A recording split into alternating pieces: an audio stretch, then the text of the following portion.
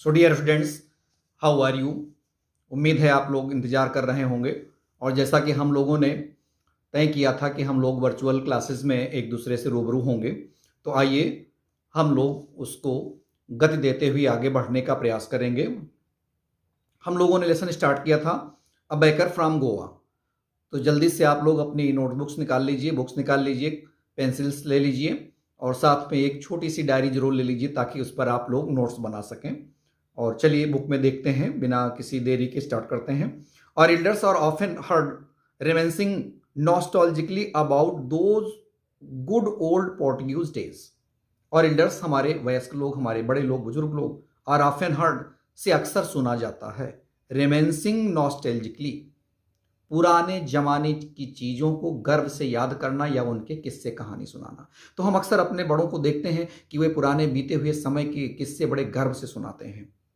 About those, उन good, अच्छे, old Portuguese days, उस समय की पोर्टुगीज डेज जब पुर्तगाली लोग हमारे देश में हुआ करते थे।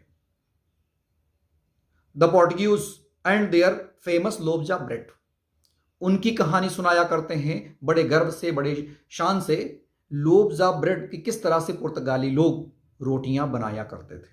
ध्यान दें, ये रोटियां वो नहीं है जो घर पर हम अपने तवे में सेकते हैं। विशेष प्रकार की रोटियां हैं, जिसको हम डबल ब्रेड कहते हैं या जिसको पाव रोटी कहते हैं। ये इस प्रकार की रोटियां होती थी, बल्कि इनसे भी थोड़ा अलग है जो विशेष किस्म की रोटियां। और ये कहाँ जैसा कि है बेकर। बेकर का शाब्दिक अर्थ क्या होता है? रोटी सेकने वाला। बट ये रोटी सेकने वाला नहीं जो हम घरों में रोटियां पकाते हैं। एक विशेष खास किस्म की रोटी जिसके लिए कोई विशेष दक्ष व्यक्ति ही उसको कर सकता है। इसी नाते लेसन का नाम भी क्या दिया गया है? बेकर फ्रॉम गोवा, गोवा से रोटी सेकने वाला। तो लोव्स ऑफ ब्रेड, लोव्स माने हिस्सा, यानी कि रोटी के एक पीस को हम लोफ कहते हैं। जैसे I ate a loaf of bread, मैंने एक रोटी खाई।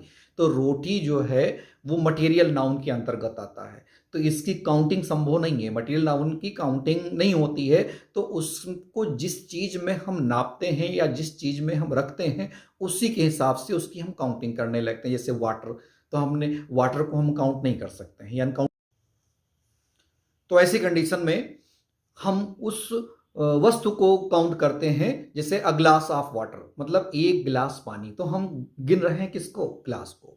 उसी तरीके से अ लोफ ऑफ ब्रेड मतलब एक रोटी या एक रोटी का हिस्सा। The Portuguese and their famous loaves of bread, तो इसको हमने आपको समझा ही दिया। Those eaters of loaves might have vanished, those वे ईटर्स खाने वाले, लोव्स ऑफ ब्रेड उन रोटियों को खाने वाले, माइट हैव वैनिस्ड शायद गायब हो गए हों। माइट हैव वैनिस्ड शायद गायब हो गए हों। बट लेकिन, द मेकर्स लेकिन उन रोटियों को बनाने वाले, आर स्टिल देयर अभी भी वहां मौजूद हैं। कहां मौजूद हैं? गोवा में मौजूद हैं। We still have amongst us the mixtures, आज भी हम लोगों के बीच में उन रोटियों को बनाने के लिए जो मिक्सचर तैयार होता था उसको तैयार करने वाले, द माउल्डर्स और रोटियों को आकार देने वाले लोग, and those who bake the loaves और जो रोटियां सेकते थे वे लोग आज भी मौजूद हैं। भले रोटी खाने वाले लोग नहीं हैं, लेकिन उनको बनाने वाले कुछ न कुछ कारीगर आज जरूर मौजूद हैं। तो आप इससे अंदाजा लगा सकते हैं कि कितने कारीगरी से वो रोटी बनाई जाती होगी, क्योंकि रोटी के लिए जो मिक्सचर तैयार किया जाता था, जो रॉ मटेरियल तैयार किया जाता था, उसका एक्सपर्ट अलग, और रोटियों को ढालने वाला यानी उनको आकार देने वाला अलग, और फिर उनको सेकने वाला अलग। तो इन तीन लोगों की जरूरत पड़ती थी, तब जाकर के वो रोटियां तैयार होती थी। इसका मतलब कि अपने आप में स्पष्ट हो जाता है कि वो रोटियां कितनी खास किस्म की रही होंगी। Those age old time tested furnaces still exist, those old age उन पुराने जमाने की, टाइम टेस्टेड जो अपने समय की जांची परखी हुआ करती थी। क्या जांची परखी हुआ करती थी? फर्नेसेस, भट्टियां, यानी जिन भट्टियों पर रोटियां बनाई जाती थी। स्टिल एग्जिस्ट, आज भी अस्तित्व में है। स्टिल, आज भी, एग्जिस्ट, अस्तित्व में है, मौजूद हैं। The fire in the furnace, और उन भट्टियों में जो आग थी वो क्या है? Has not yet been extinguished, वो आग अभी भी एक्सटिंग्विश्ड, बुझी नहीं है। एक्सटिंग्विश्ड माने बुझ गया। आगे देखें, द थर्ड and jingle the traditional bakers bamboo, थर्ड धम की आवाज, जिंगिल खनखन की आवाज, द ट्रेडिशनल परंपरागत, बेकर्स रोटी बनाने वालों की, बैम्बू बांस के लट्ठे की, हेराल्डिंग जो पहले से ही सूचना दे रहा होता है। हिज अराइवल, उसके आगमन की, इन द मॉर्निंग, सुबह के समय। मीन्स जब ये रोटी सेकने वाले अपनी रोटी बेचने के लिए बाहर निकलते थे तो बांस के लट्ठे में एक टोकरी लटका करके वो निकलते थे और साथ में वो कुछ घंटियां वगैरह भी उस बांस के लट्ठे में बांधे रहते थे और ठक ठक बांस के उस लट्ठे को जमीन पर पटकते हुए चलते थे, जिससे ये पता लग जाता था कि खास किस्म की रोटी बेचने वाले लोग आ गए हैं। और ये बच्चों को बहुत भाता था। तो आपने देखा होगा इस तरह से विशेष किस्म की, जैसे आइसक्रीम वगैरह बेचने के लिए लोग आते हैं तो एक विशेष प्रकार का हॉर्न बजाते हैं, वैसे जब ये रोटियां सेकने बेचने वाले लोग आते थे, इस खास किस्म की गोवा की रोटियां, तो वो बांस के लट्ठे को लेकर आते थे जिसमें कुछ घंटियां इत्यादि बंधी होती थी जिससे खन खन की आवाज़ आती थी। और बांस के जब उस लट्ठे को जमीन पर वो खटखट रखते थे तो उससे जो है धम धम की आवाज़ आती थी। तो कैन स्टिल बी हर्ड, ये आवाज़ें आज भी सुनी जा सकती हैं इन सम प्लेसेस, कुछ स्थानों पर। May be the father is not alive, हो सकता है कि उन रोटी बनाने वाले लोगों के फादर आज अलाइव, जीवित न हो, बट द सन, लेकिन उनके बेटे still carries on the family profession.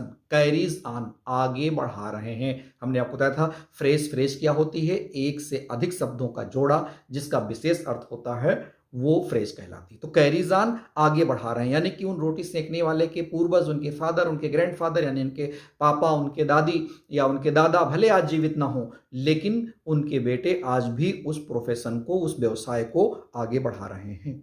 Those bakers are even today known as poder in Goa, और आज उन बेकर्स को, उन रोटी सेकने वालों को पैडर नाम से गोवा में जाना जाता है। इस नाम को ध्यान रखिएगा कि पैडर किसे कहा जाता था, तो आपको जवाब देना होगा कि पैडर का मतलब गोवा के खास किस्म की रोटी सेकने वाले का नाम, तो उनको पैडर नाम से जाना जाता था। ड्यूरिंग आवर चाइल्डहुड, हमारे बचपन के समय में, इन गोवा, लेखक कहता है गोवा में जब हम बचपन में थे, the baker used to be our friend, तो ये रोटी बनाने वाले या रोटी सेकने वाले यूज टू बी, हुआ करते थे, क्या हुआ करते थे, और फ्रेंड, हमारे मित्र हुआ करते थे, कंपेनियन, साथी हुआ करते थे, एंड गाइड, और हमारे मार्गदर्शक हुआ करते थे। ही यूज, तो जो रोटी सेकने वाला था, यूज टू कम, आया करता था, एटलीस्ट, कम से कम, ट्वाइस, दो बार, अ डे, एक दिन में। तो रोटी सेकने वाला एक दिन में कम से कम 2 बार आया करता था। वंस, एक बार, व्हेन ही सेट आउट, कि जब वो प्रस्थान करता था, इन द मॉर्निंग, सुबह के समय, हिज सेलिंग राउंड, अपने बिक्री के दौर में, यानी जब वो बेचने के लिए अपने बेचने के दौरे पर जाता था तो एक बार वो तब आता था, and then again when he return, और दूसरी बार तब व्हेन ही रिटर्न, जब वो वापस होता था। After emptying his huge basket, जब वह अपनी ह्यूज, बड़ी बास्केट, टोकरी को इम्पटिंग, खाली कर देता था, यानी जब उसकी रोटियां बिक जाती थी तो उसी रास्ते से वो वापस आता था। इस तरह से लेखक के बचपन में उस रोटी सेकने वाले से लेखक की कम से कम 2 बार आमना सामना या 2 बार मुलाकात होती थी, यानी उसके दरवाजे से गुजरता था वो। द जिंगलिंग थर्ड, जिंगलिंग, खन खन की आवाज, थर्ड, और धम की, धम की आवाज, जैसा कि हम पहले बता चुके हैं। ऑफ इज बेम्बू, उसके बांस की। ओक अस, हमको जगा देती थी। अप फ्रॉम स्लीप, नींद से। उसके बांस के लट्ठे में लटकी हुई टोकरियां और उसमें बंधी हुई घंटियां, उनकी आवाज और उसके बांस के लट्ठे को जमीन पर पटकने की आवाज हमको सुबह निद्रा से जगा देती थी। And we ran to meet, और हम दौड़ पड़ते थे। वी रैन, दौड़ते थे, टू मीट, मुलाकात करने के लिए, एंड ग्रीट हिम, और उसका स्वागत करने के लिए दौड़ पड़ते थे। वाई वाज इट सो, ऐसा क्यों था, मीन्स क्यों हम ललचा जाते थे और उसको, उसके स्वागत के लिए दौड़ पड़ते थे। Was it for the love of the loaf, क्या उन रोटियों के लव, प्रेम के प्रति ऐसा था कि हम लोग दौड़ पड़ते थे। नॉट एट ऑल, नहीं, बिल्कुल नहीं। तो फिर क्या था, क्या कारण था, आगे देखें। The loaves were bought by some पैस्काइन आर बेस्टाइन, ये उन नौकरों के लिए नाम दिए गए हैं जो उनके घर में थे, खास करके नौकरानी, द मेड सर्वेंट, यानी वो महिला नौकरानी, जिसको पास्काइन या बास्टाइन नाम से बुलाया जाता था, ऑफ द हाउस, जो हमारे घर की नौकरानी थी। तो ये रोटियां उसके द्वारा खरीद ली जाती थी। What we longed for were those bread bangles which we chose carefully. Sometimes it was sweet bread of special make. तो फिर किस बात का लालच था, लालच इस बात का था कि खास प्रकार की रोटियां बनाई जाती थीं बच्चों के लिए, वी लॉन्ग्ड फॉर, जिनके लिए हम ललचाते थे, तड़पते थे। दोज ब्रेड बैंगल्स, चूड़ी नुमा गोल रोटियां। वी चोज केयरफुली, जिनको हम सावधानी पूर्वक सिलेक्ट करते थे, चुनते थे। Sometimes it was sweet bread, और कभी कभी ये मीठी रोटी हुआ करती थी, यानी इसमें मिठाई का टेस्ट भी मौजूद हुआ करता था। स्पेशल मेक, जो खास करके बनाई जाती थी, तो ये उन रोटियां, ये खास किस्म की रोटियां उन बच्चों को बहुत पसंद आती थी, जिनके लिए वो दौड़ लगाते थे। यानी लेखक बतला रहा है कि हम लोग इस खास किस्म की जो चौड़ी नुमा गोल रोटियां होती थी, उनके लिए हम खास करके दौड़ते थे, क्योंकि जो सामान्य किस्म की रोटियां थी वो तो घर के नौकरानी वगैरह ही खरीद लेती थी, उसके लिए हमें जाने की जरूरत नहीं थी। The baker made his musical entry, the baker रोटी बनाने वाला, मेड हिज म्यूजिकल एंट्री, अपनी संगीतमयी उपस्थिति दर्ज कराता था। On the scene with the jhang jhang sound of his specially made bamboo staff, अभी हमने आपको बताया था बैम्बो स्टाफ मानी बांस के बने हुए लट्ठे पर जो घंटी नुमा या घंटी जैसी चीजें आवाज उत्पन्न करने वाली उसमें बांधे हुए था, उससे झैंग झैंग की आवाज करते हुए या झिंग झांग की आवाज करते हुए वो वहां पर अपनी उपस्थिति दर्ज कराता था। One hand supported the basket, एक हाथ में वो सहारा दे रहा होता था या संभाले हुए होता था बास्केट, टोकरी को। ऑन ही सेट, अपने सिर पर। एंड द अदर, और दूसरे पर। Band the bamboo on the ground, और दूसरे हाथ से बांस के उस लट्ठे को जमीन पर पटक करके आवाज उत्पन्न करता था। He would greet the lady of the house, वह घर की मलकिन का विशेष तौर से ग्रीट, स्वागत करता था। With good morning, good morning या सुबह के नमस्कार के शब्दों के साथ। एंड देन, और तब, place is basket on the vertical bamboo, और तब वर्टिकल लंबवत रूप में, यानी कि सीधे खड़ा करके बांस के उस लट्ठे पर अपनी टोकरी को टिका देता। वी किड्स, हम बच्चे लोग, वुड बी पुश्ड असाइड, दूसरी तरफ धकेल करके अलग कर दिए जाते। विद माइल्ड रिब्यूक, हल्की फुल्की डांट फटकार के साथ, यानी बच्चों को उसके आसपास इकट्ठा न होने दिया जाए, इसके लिए गार्जियंस लोग, अभिभावक लोग बच्चे को छोटी मोटी हल्की फुल्की प्यारनुमा डांट लगा करके उनको अलग कर देते। And the loaves would be delivered to the servant, और नौकर को रोटियां बांट दी जाती, समर्पित कर दी जाती। But we would not give up, लेकिन हम लोगों को धक्का दे करके डांट करके अलग कर दिया जाता। But we would not give up, लेकिन हम लोग हार नहीं मानते। गिव अप माने हार मानना, लेकिन हम लोग हार नहीं मानते। फिर हम लोग क्या करते? We would climb a bench, तो हम लोग बेंच पर चढ़ जाते। और पैरापेट अथवा बालकनी पर चढ़ जाते, यानी छोटी बाउंड्री वाल पर चढ़ जाते। And peep into the basket, और झांक करके देखते कि जैसा कि बच्चों की एक आदत होती है कि जब कोई चीज़ टोकरी में बंद होती है तो उसको देखने का प्रयास जरूर करते हैं, तो ये बच्चे उसमें झांकने का प्रयास करते समहाउ, किसी न किसी प्रकार से। I can still recall the typical fragrance of those lobes, किसी न किसी रूप में आज भी हमें उन खास किस्म की रोटियों की खुशबू रिकॉल याद आती है। रिकॉल मीन्स याद आना, फ्रेग्रेंस माने खुशबू। लोब्स फॉर द एल्डर्स, बड़े लोगों के लिए रोटियां, बड़े का मतलब उम्रदराज लोगों के लिए रोटियां। And the bangles for the children, और चूड़ी नुमा गोल रोटियां ये बच्चों के लिए। Then we did not even care to brush, तब हम अपने दांतों पर ब्रश करने की भी फिक्र नहीं करते, और टीथ, अपने दांतों पर ब्रश चलाने की भी हमको फिक्र नहीं होती। आर वॉश और माउथ प्रॉपरली, और ठीक से अपने मुंह को भी धोने की फिक्र हम लोग नहीं करते। एंड वाई शुड बी, और हम ऐसा करते भी क्यों? We would take the trouble of plucking the mango leaf, who would take the trouble, भला कौन जहमत उठाए, ट्रबल कष्ट उठाए। ट्रबल मीन्स कष्ट, वो टेक ट्रबल कष्ट उठाना, किस बात का? प्लकिंग, तोड़ने का। क्या तोड़ने का? द मैंगो लीफ, आम की पत्ती या आम की डंठल को तोड़ने का भला कौन जहमत उठाए, कष्ट उठाए। फॉर द टूथब्रश, टूथब्रश के रूप में इस्तेमाल करने के लिए। मीन्स आप लोग जानते होंगे कि गाँवों में और ख़ास करके पहले पुराने ज़माने में जो मंजन और पेस्ट हम लोग इस्तेमाल करते हैं, ब्रश इस्तेमाल करते हैं, इसकी जगह पर दातून का इस्तेमाल होता था, जो किसी पेड़ पौधों की छोटी पतली कोमल टहनियों का इस्तेमाल करके किया जाता था। तो यहाँ पर बांस की उन पतली डंठल वाली पत्तियों को तोड़ करके अपने दांत को साफ करने की भला जहमत कौन उठाए? बच्चे लोग अक्सर इस तरह से करते हैं, जबकि बहुत गंदी बात है। ब्रश करना बहुत ही अच्छी बात है, न करना बहुत गंदी बात है। खैर, बच्चे तर्क देते, मन में विचार करते कि भला दांत साफ करने की क्या जरूरत, और कुतर्क क्या देते, and why was it necessary, और आखिर ये आवश्यक क्यों है, एटाल, और आखिरकार इसकी जरूरत ही क्या है ब्रश करने की। The tiger never brushed his teeth, चीता भी तो कभी अपने दांत साफ नहीं करता है, कभी उस पर ब्रश नहीं करता है। Hot T could wash and clean up everything so nicely, हम गर्म चाय पीते हैं और गर्म चाय हमारे दांतों की जितनी भी कीड़े मकोड़े या जो गंदगी है वो अपने आप उसको खत्म कर देती है, तो फिर ब्रश करने की जरूरत क्या है। आफ्टर ऑल, आखिरकार गर्म चाय तो दांतों में लगी हुई सारी गंदगी या उस गंदगी में पनपने वाले सारे जो जीवाणु हैं, विषाणु हैं, उनको चाय वैसे खत्म कर देती है, तो उसकी अलग से जरूरत ही क्या है ब्रश करने की। Marriage gifts are meaningless without the sweet bread known as the bol, एक खास किस्म की और रोटी हुआ करती थी जिसको बोल नाम से जाना जाता था। देखिए इसमें इटैलिक्स यानी तिरछा छपा हुआ है, बोल, BOL, बोल। मैरिज गिफ्ट्स तो शादी के समय उपहार के रूप में ये रोटियां दी जाती थी जिनको बोल कहा जाता था। मीनिंगलेस, व्यर्थ या अर्थ अस्तित्व विहीन था, निरर्थक था। विदाउट, बिना, स्वीट ब्रेड, बिना इन मीठी रोटियों के, नोन एज द बोल, जिनको बोल नाम से जाना जाता था। यानी कि शादी के ब्याह में ये विशेष प्रकार की रोटियां उपहार के रूप में दी जाती थीं और बिना इनके तो उसका शादी का कोई औचित्य ही नहीं था।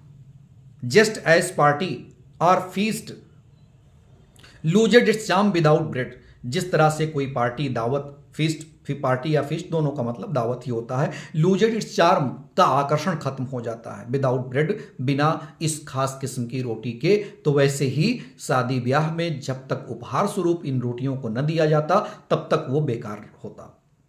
Not enough can be said to show how important a baker can be, not enough can be said, पर्याप्त रूप से अधिक नहीं कहा जा सकता, टू शो, ये दर्शाने के लिए, हाउ इंपॉर्टेंट, कि कितना महत्वपूर्ण, अ बेकर कैन बी, एक रोटी बनाने वाला हो सकता है, फॉर अ विलेज, एक गांव के लिए। यानी बहुत ज़्यादा इसमें बताने की आवश्यकता नहीं है कि एक ग्राम के लिए, किसी गांव के लिए एक रोटी बनाने वाला कितना महत्वपूर्ण व्यक्ति हो सकता है, इसको अलग से बताने की जरूरत नहीं है। The lady of the house must prepare sandwiches on the occasion of her daughter's engagement. The lady of the house, घर की जो मलकिन होती थी, मस्ट, अवश्य ही, प्रिपेयर, उसको तैयार करना पड़ता था, सैंडविचेस, एक प्रकार का खाद्य पदार्थ, on the occasion of the daughter's engagement, जब उसकी पुत्री की शादी तय होती थी, उसकी एंगेजमेंट होती थी, मंगनी होती थी, तो उसको सैंडविच बनाना पड़ता था। केक्स, केक बनाना पड़ता, एंड बॉलिनॉज, और बलिनाज नाम की रोटियां या डिश बनानी पड़ती, आर मस्ट, जो आवश्यक होती हैं, फॉर क्रिसमस, क्रिसमस जैसे त्यौहार के लिए, as well as other festivals, और इस प्रकार की खास किस्म की रोटियां या खास किस्म के पकवान क्रिसमस और अन्य त्योहारों के लिए भी बहुत महत्वपूर्ण माने जाते हैं। हम सभी लोग जानते हैं कि हर त्यौहार के लिए अपनी किसी खास किस्म की मिठाई की आवश्यकता होती है जो उस त्यौहार पर जरूर बनाई जाती है। तो वैसे ही गोवा में इन बॉलिनाज की भी जरूरत पड़ती थी त्योहारों के समय, शादी ब्याह के समय, जो घर की मलकिन अवश्य बनाती थी। Thus the presence of the baker's furnace in the village is absolutely essential, इस प्रकार से द प्रेजेंस, उपस्थिति, ऑफ बेकर्स फर्नेस, रोटी बनाने वालों की बड़ी बड़ी भट्टियों, इन द विलेज, गांवों में, इज एब्सोल्युटली, पूर्ण रूप से, एसेंशियल, आवश्यक है। मीन्स अगर ये रोटी बनाने वाले ना हो तो इतने बड़े बड़े त्योहारों में, शादी ब्याह के समय में इतनी बड़ी मात्रा में कैसे घर में लोग बना पाएंगे। तो इस तरीके से इसका अंदाजा लगाया जा सकता है कि इनका कितना महत्व हुआ करता था। The bakers or bread seller, bakers रोटी, आर ब्रेड सेलर, अथवा रोटी बेचने वाले, रोटी बनाने वाले अथवा रोटी बेचने वाले, ऑफ दोज डेज, उन दिनों के, had a peculiar dress, peculiar, खास किस्म की ड्रेस, पोशाक हुआ करती थी, नोन एज द कबाई, उस पोशाक को कबाई नाम से जाना जाता था। कबाई वहां का अपना लोकल वर्ड है, इंग्लिश का वर्ड नहीं है। It was a single piece long frock, ये एक ही कपड़ा था जो लंबा फ्रॉक नुमा हुआ होता था, reaching down to the knees, और यह नीचे पैरों के घुटनों तक पहुंचती थी ये पोशाक, यानी ये अकेली पोशाक नीचे घुटनों तक पहुंचती थी, जिसे ओवरकोट वगैरह आप लोगों ने देखा होगा पहनते हुए लोगों को। इन अवर चाइल्डहुड, अपने बचपन में, वी सा, हम लोगों ने देखा था, बेकर्स, रोटी सेंकने वालों को, वियरिंग अ शर्ट, शर्ट पहनते हुए, एंड ट्राउजर्स, कुर्ता पहनते हुए यानी कुर्ता पजामा पहनते हुए, which were shorter than full length ones and longer than half pants. तो वो उस प्रकार के कुर्ता पैजामा पहनते थे या कुर्ता नेकर पहनते थे जो हाफ पैंट से कुछ ज्यादा लंबे होते थे और फुल से कम होते थे। यानी जिस तरह से हम लोग आज हाफ पैंट पहनते हैं उनसे उनकी लंबाई कुछ ज्यादा होती थी और जो हम फुल पैंट पहनते हैं उनसे लंबाई थोड़ा कम होती थी। इस प्रकार के कपड़े पहनते हुए लेखक कहता कि हमने बचपन में इन रोटी बनाने वाले लोगों को देखा था।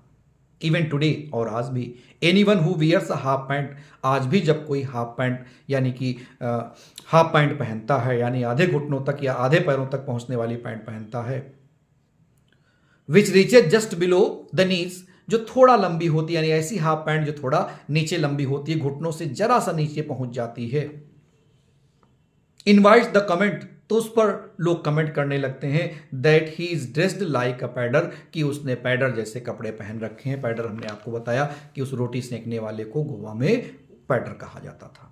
The baker usually collected his bills at the end of the month. अब बिल मतलब अपना पेमेंट, अपना भुगतान। तो ये रोटी बेचने वाले लोग क्या करते थे, अपने भुगतान को एंड ऑफ द मंथ, महीने के अंत में हिसाब किताब करते थे। Monthly accounts used to be recorded, महीने भर का जो अकाउंट, लेखा जोखा जो होता था, यूज टू बी रिकॉर्डेड का लेखा जोखा रिकॉर्ड किया जाता था, दर्ज किया जाता था, ऑन सम वॉल, किसी दीवार पर लिख लिया जाता था, इन पेंसिल, पेंसिल से लिख दिया जाता था। Baking was indeed a profitable profession, baking रोटी सेंकना, इंडीड निसंदेह, वास्तव में, अ प्रॉफिटेबल फायदेमंद, प्रोफेशन व्यवसाय था, इन द ओल्ड डेज, उन पुराने दिनों में उस प्रकार की रोटियां बनाना जिसका जिक्र लेसन में किया गया वो वास्तव में बड़ा फायदे का व्यवसाय हुआ करता था। प्रोफेशन मीन्स व्यवसाय। The baker and his family, baker रोटी बनाने वाला, एंड इज फैमिली और उसके परिवार के लोग, नेवर स्टार्व्ड, कभी भूखों नहीं मरते थे, अर्थात उनके खाने पीने की कभी कमी नहीं पड़ती थी। ही हिज फैमिली यानी रोटी बनाने वाला, हिज फैमिली और उसका परिवार, एंड हिज सर्वेंट्स और उसके नौकर, ऑलवेज लुक्ड हैप्पी, हमेशा खुश दिखाई देते थे, एंड प्रॉस्परस और समृद्ध दिखाई देते थे। प्रॉस्परस मीन्स समृद्ध। Their plump physique was an open testimony to this. Even today, any person with a jackfruit-like physical appearance is easily compared to a baker. तो मीनिंग्स पर ध्यान दीजिए। प्लम्प फिजिक, प्लम्प माने गोल मटोल मांसल, फिजिक शरीर का आकार ढांचा, वाज एन ओपन टेस्टमनी, खुली गवाही देता था या खुला प्रमाण था, टू दिस, इस बात का, देयर, उनका, तो उनका गठीला मांसल शरीर उनके खाते पीते और समृद्ध होने का प्रमाण था। इवन टुडे, आज भी, एनी पर्सन, कोई भी व्यक्ति, with the jackfruit like physical, जो कि कटहल जैसे शरीर का अपीयरेंस की अभिव्यक्ति वाला या उसकी दिखावट वाला व्यक्ति होता है, is compared to a baker, तो उसकी तुलना बेकर, उस रोटी वाले से की जाती है। तो डियर स्टूडेंट्स, इस तरह से ये लेसन समाप्त हुआ। अलग से मीनिंग्स हम आपको नहीं लिखवाएंगे, इस वीडियो को आप रिवर्स करके दोबारा फिर से देख करके जहां जहां पर जो वर्ड्स आए हुए हैं सबकी मीनिंग्स हम बोलते गए हैं, आप फिर से उनको अलग से नोट कर लेंगे, क्योंकि कम समय में हमको बहुत कुछ अप्रोच करना है। तो हमें उम्मीद है आप लोगों ने अच्छे से इसको सुना होगा। और अब हम इसको यहीं पर विराम देंगे। आपसे किस चीज़ कहना चाहेंगे? Thanks for watching us.